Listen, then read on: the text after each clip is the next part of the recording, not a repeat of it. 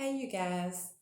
I thought I would sit down and do a video this morning before I headed out to work. And the topic that I wanted to touch on with you guys is twin flames. I've considered doing a discussion on twin flames many, many times over, and I would always at the last minute change my mind for whatever reason. But today is the day. I decided today is the perfect day to have a discussion on twin flames. And before we start, I just want to cleanse our space a little bit. First, I have this spray, and it's just a cleansing spray that I made up myself. And it's very, very simple but effective, and it's nothing more than some storm water that I caught over the last couple days because we have been getting tremendous amounts of rain along with, thunderstorms and lightning, and we even had some hail a few times. But that's part of living in the South, especially during the summer months. And I've got all ideas that has to do with all this heat, that we have, and it just it doesn't make for comfortable days. There's so much humidity in the air and heat, and then by the end of the day, it's lightning and it's thundering and it's pouring rain, and then the next morning it's hot and humid again. But on the plus side, you can get just as much storm water or rainwater as you would like. So there is always a plus to everything. And I just simply added a few drops of essential oil to the water that I used, and I put some teeny tiny little, I wouldn't even call them stones or chips. They're more or less just little pieces, of stones. As I broke the stones up, the little crumbs, that's what I used in my spray. And I have to admit, I'm very thrifty. I'm very cheap. I try to use every part of every item, every part of every ingredient. I'm really, really against wasting things. I'm not a wasteful person at all. My grandmother did not raise me to be that way. And, it even reaches out into my craft, my everyday life, the way I live, but as well in my craft, I'm just not a wasteful person. So I use every little piece of everything, in my spell work and tools and ingredients. So if you want to have a chuckle, have a chuckle. But yes, I am that thrifty and cheap witch. But hey, it is what it is. We are who we are, and I'm just thrifty. But maybe one day, whenever I hit it rich, I won't have to be so thrifty. But I'm a creature of habit as well, so I'm pretty sure I won't change my ways. But I'm gonna spray a little bit of this spray around to cleanse our space. And like I said, this is just a very simple mix. It's the storm water, then it's a few little crumbles of stones, and I put a few drops of peppermint essential oil in here. And I also put the teeniest, tiniest little pinch of pink Himalayan salt. And I normally don't mix the peppermint and the Himalayan salt, but I was just drawn to when I made this particular spray. And, like I've told you guys, follow your heart. There's no right way, there's no wrong way. And as always, there's our way. So if you feel drawn to do something a certain way, do that, because that's your instinct, that's your gut feeling, and that is guiding you, because no one knows you better than you. You know what works for you. You know what you need in order to accomplish whatever it is that you're trying to accomplish, and whether it be ingredients in a spell, the outfit that you're planning to wear the next day, the color of hair coloring you're going to choose for your hair, the shade of lipstick, the type of cologne that you may wear, the brand of sneakers you're going to buy. Follow your heart no matter what you're doing or who you're doing it with or how you're doing it. Follow your heart, because no one knows you like you. And that's what I do. I just follow my heart. And that's a sure way to find happiness, is to follow your heart. And when I spray, sometimes I'll think in my mind, I'll just picture like a dark cloud or a dark light, and that represents, negative energy to me. And then as I spray my spray, I envision, a light cloud, a light mist, just falling down. And as it falls down onto the darker cloud or the darker mist, it's just literally, obliterating it. I'm envisioning that. And, you can do the same. And you don't have to speak words, you don't have to envision a specific scene. Whatever you think, whatever you feel the need to say, if you feel the need to say nothing, but you can speak an intention, you can think a thought, and that is an intention. You can just more or less meditate on an idea that you want to go a certain way. Or just as a kid, you may sit outside at night and make a wish on a star. That is an intention. So however you choose to do it, you do it. And the desire you have for it, the need you have for it, that want, that is what will help it manifest. Your desire, your need, the sheer belief in your heart that if you want something bad enough, you will get it. And that's where I get my little saying from: if you believe, you will receive. Because for me, that simply is telling you to manifest your intention, to believe in your intention, and that belief is what's going to manifest it for you. Not you believing in me or my idea or her believing it. It's got to be my idea, my thought that I believe in. You have to believe in it wholeheartedly, and you have to want it. You have to really truly want it. You have to have that need, that desire, and that intention will manifest. And I know I'm getting off topic, but it pops in my head and it pops out my mouth. So let's move along. I also have an incense that I was planning on lighting to clear our space as well. And it's a jasmine incense, and I've just been on jasmine lately. But at the last moment, something just told me to use the Palo Santo. So I got my handy dandy pink lighter, and that's what I'm gonna do. I'm gonna follow my heart, and I'm gonna light this little piece of Palo Santos and give it a quick little wave. And maybe there's a reason that this thought popped in my head. Maybe we just need this extra, bit of cleansing. Like I said, the incense is more than sufficient, and there's many other ways of cleansing your space. But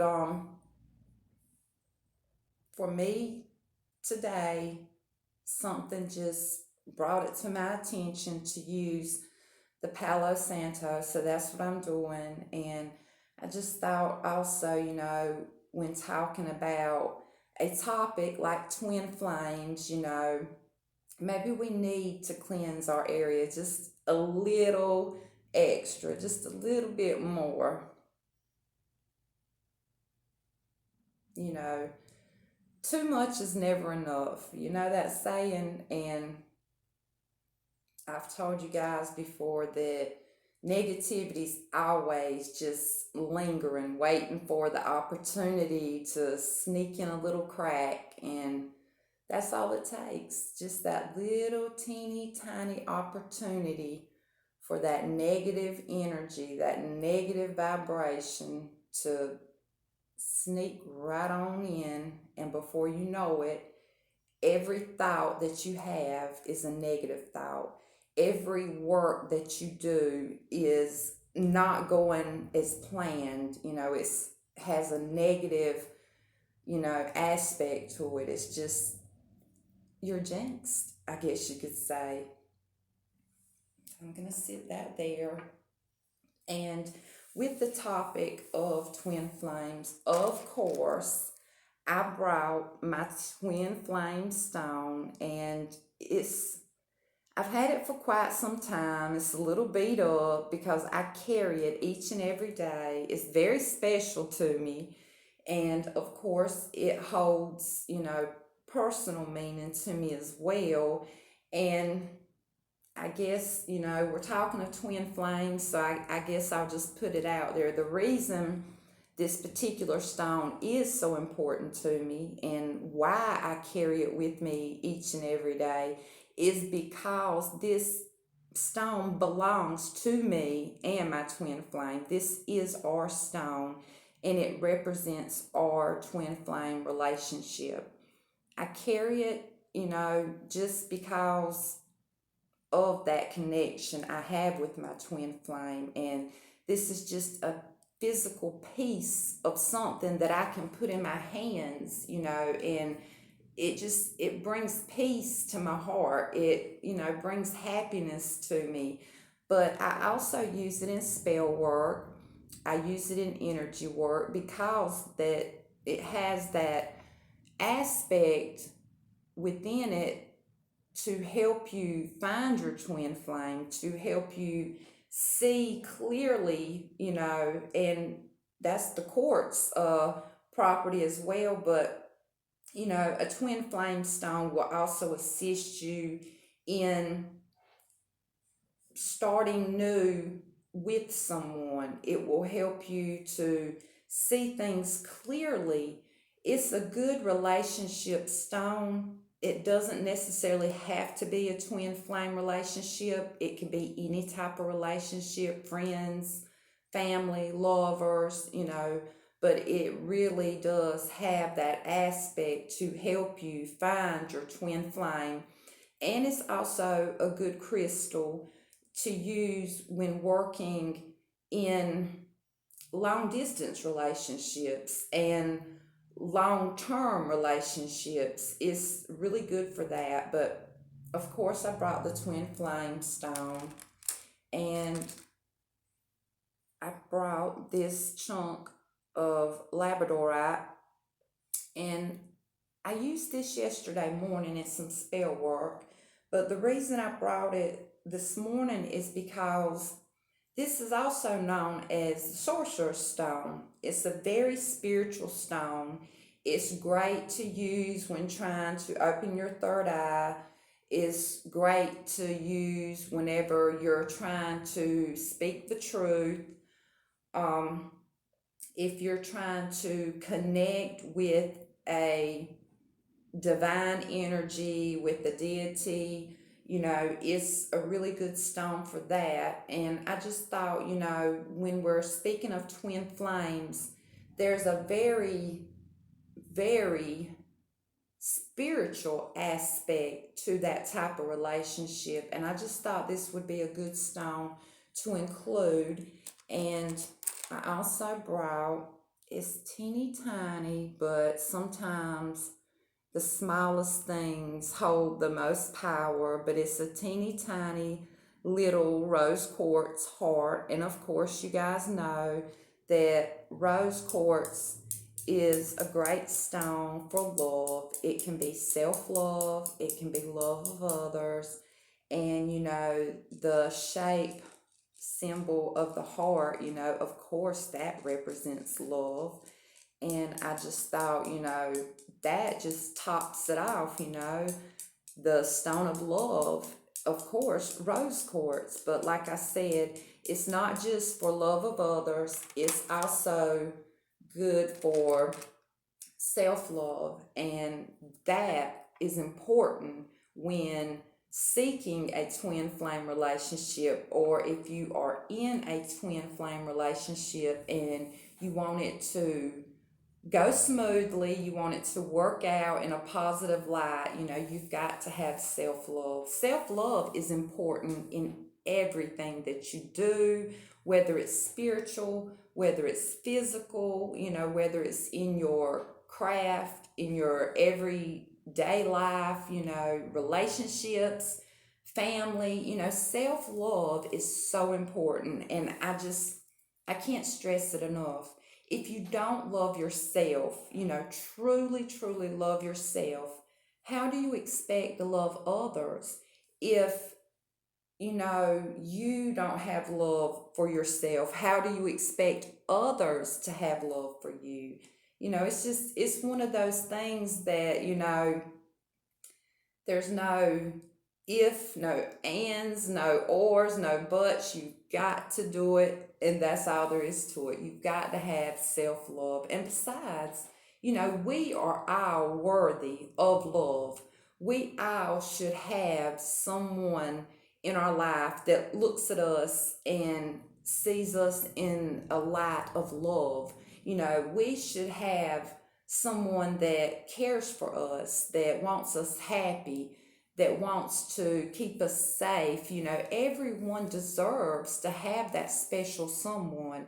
But a lot of us are walking around out there and we feel completely lost. We are just wishing and hoping and praying that we'll find our soulmate or we'll find our twin flame. We're tired of being alone.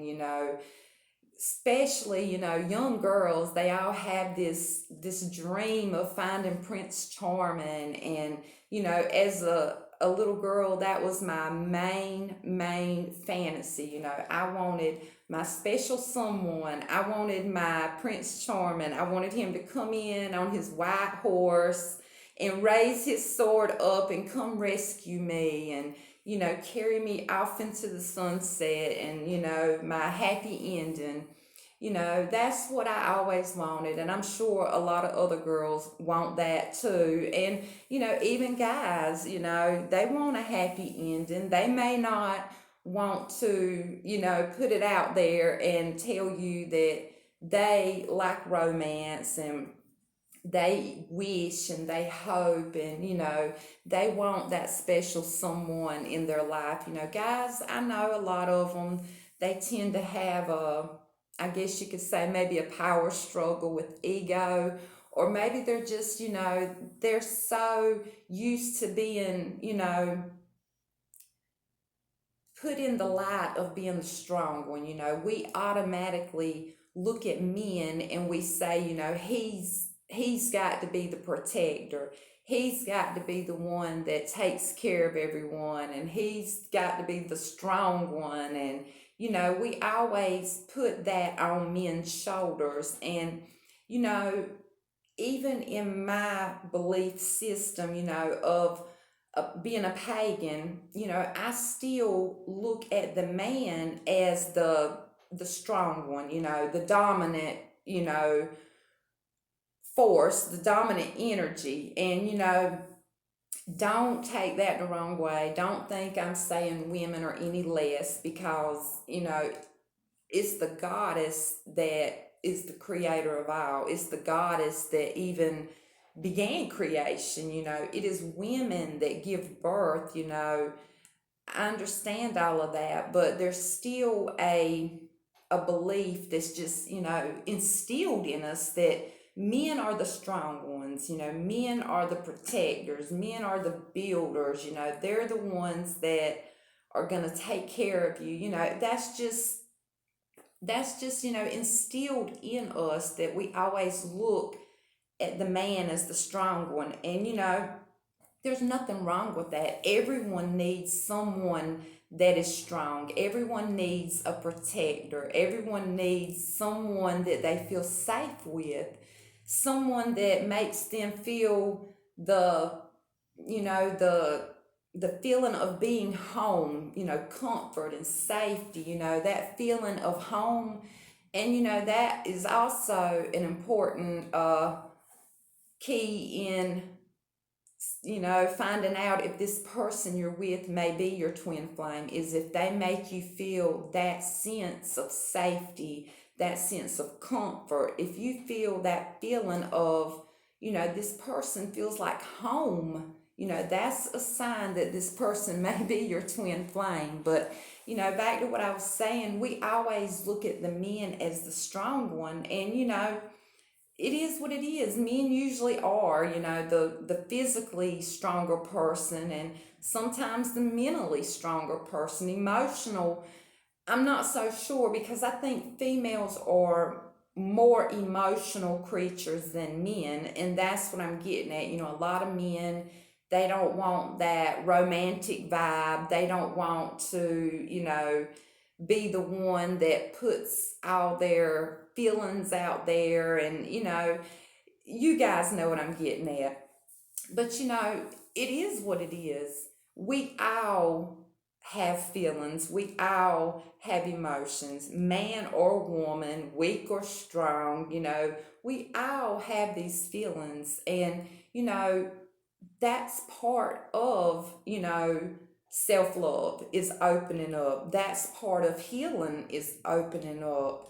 And to see if someone is your twin flame, you have to, you have to get them to open up to you, or you have to open up to them in order to see how they feel, because that is one of the ways that someone is your twin flame, is they make you feel comfortable, they make you feel safe, they make you feel home.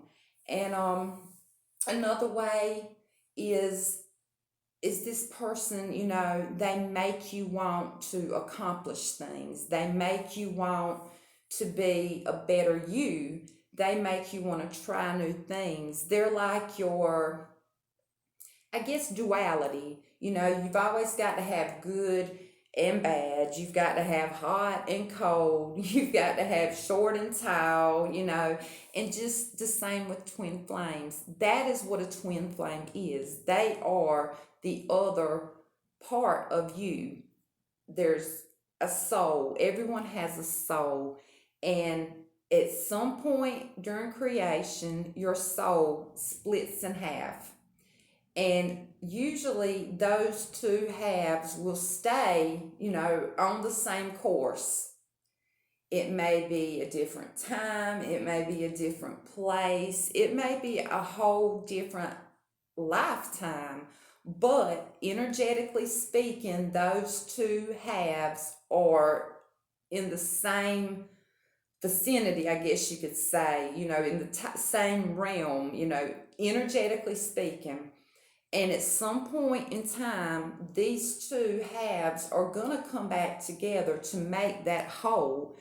And when they do, that's how you have found your twin flame, because that is what a twin flame is. Simply a part of you, the other part of you, a mirror image of you. And just like I was saying with the duality, there's always left and right, up and down, same with the twin flames. There's always a female and a male. And, you've got to have two opposites to make a complete whole. And, your twin flame, they are so much like you because they are you. They're your mirror image. But at the same time, they're not exactly you, because they're only a part of you. And it takes a half of this and a half of this to make a whole. That is what balance, is. That is what duality is. And that is the same with twin flames. I hope I'm explaining it and you're somewhat, catching on and understanding. It's I guess like with magnets, you have two magnets and, you know, they're gonna stick together because they're two magnets, they're magnetized. But if you turn them a certain way and you try to stick them together, they're gonna push apart. So you've got to find just the right way to put them together so they'll stay together. And that is like twin flames. There's gonna be things about me that are different from my twin flame. For instance, my twin flame loves onions. I hell hate onions. It's our duality, but I would probably gladly sit down and munch away on a plate of onions if my twin flame really, really wanted me to. I said if they really wanted me to. But, and that's okay. We're not exactly alike. There's differences in everyone. And if you think about it, you as a whole, if you literally, split yourself in half, just like a piece of paper, you just ripped yourself in half. There was two pieces of you. You look the same. You put these two pieces together and it's going to be a whole piece of paper, but you're going to look at this paper and there's going to be somewhere on this paper where there's a little spot on this side that's not on this side.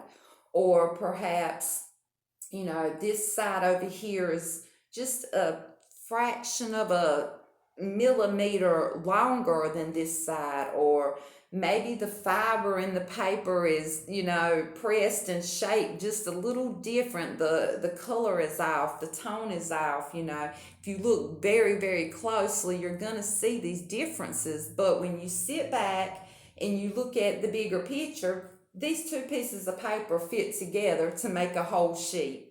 And that's what I'm trying to get at, with the twin flames. You are one and the same because your twin flame is the other half to you. And when you two are together, you're whole. And, that's body, mind, and spirit. That's the three aspects of everything. That's the three aspects of twin flames.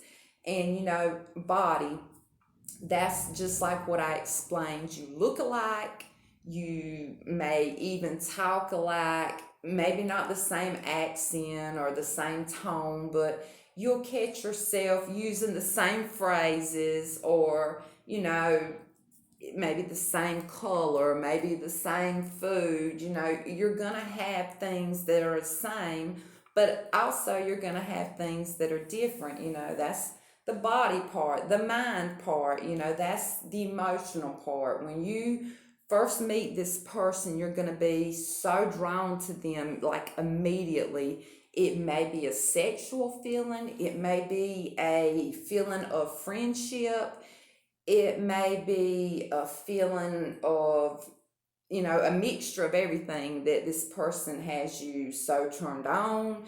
You're just, you're literally in heat, you want this person and you have no reason, to want them because they haven't approached you in a sexual manner, but you're just that drawn to them.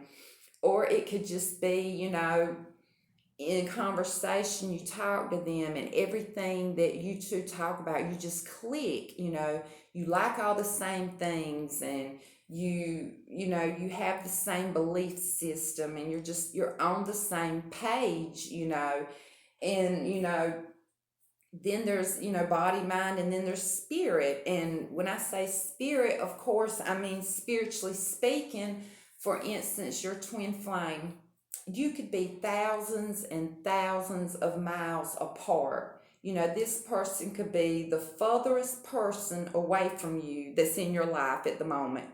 But yet, being that far away from you, spiritually speaking, they are the closest to you. They can connect with you on levels that no one else can. They can read you like a book, and you can read them like a book. For instance, I can speak with my twin flame and just right as we speak, my twin flame will ask me, "What happened today? What's wrong with you today?" And I will only be spoke, just a few words like, "Hey," or, "I missed you." And I can even just send a text. I can literally type these words, "Hey, I miss you."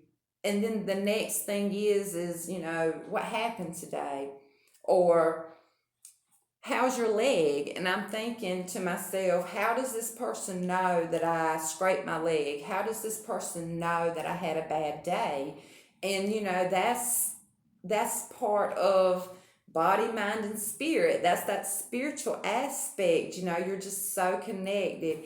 And you guys, I hate to do this, but I've got to stop right here.